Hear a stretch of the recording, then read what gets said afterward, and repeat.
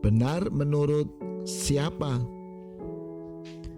Sebab kerajaan Allah bukanlah soal makanan dan minuman, tetapi soal kebenaran, damai sejahtera, dan sukacita oleh Roh Kudus.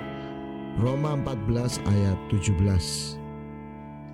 Beberapa waktu lalu, Presiden Jokowi berbicara kepada para pimpinan ABRI dan memberi peringatan karena disinyalir ditemukan berbagai komunikasi di lingkup TNI yang seringkali tidak selaras dengan keputusan-keputusan pimpinan tertinggi negara dan TNI.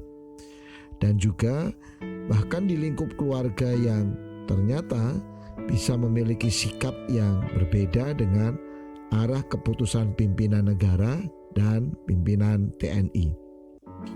Sikap-sikap seperti ini dalam tradisi TNI tentunya tidak bisa dibenarkan, yang menjunjung tinggi prinsip-prinsip perintah garis lurus atau komando dari pimpinan tertinggi dan bukan diskusi.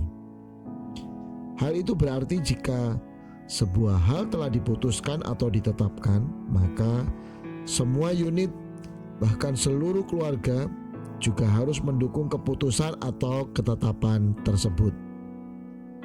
Dalam dunia kerajaan juga kita kerap dengar istilah perkataan raja adalah ketetapan atau undang-undang. Artinya, sebuah ketetapan raja wajib dijalankan oleh seluruh masyarakat kerajaan tersebut. Firman Tuhan yang kita baca saat ini juga menunjukkan bahwa kerajaan Allah juga memiliki sebuah sistem nilai yang khusus. Salah satunya adalah kebenaran. Firman Tuhan dalam Injil Yohanes 14 ayat 6, Yesus menyatakan bahwa akulah kebenaran. Artinya, ketika kita ingin hidup dalam kerajaan Allah, maka kita harus menundukkan diri kita kepada sistem nilai kerajaan Allah, yaitu kebenaran. Dan kebenaran itu berasal dari pribadi Sang Raja. Hal ini bermakna bahwa jika kita mengasihi Tuhan, maka kita harus mengasihi pribadi Sang kebenaran, yaitu Yesus Tuhan Sang Raja. Dan jika kita mengasihi Yesus Tuhan Sang Raja, maka kita harus mengasihi ketetapan-ketetapan kebenaran Sang Raja. Berbeda dengan pimpinan atau raja di dunia yang bisa salah dalam membuat keputusan, namun Yesus Sang Raja kebenaran selalu menyatakan firman, ketetapan, prinsip kehidupan secara benar.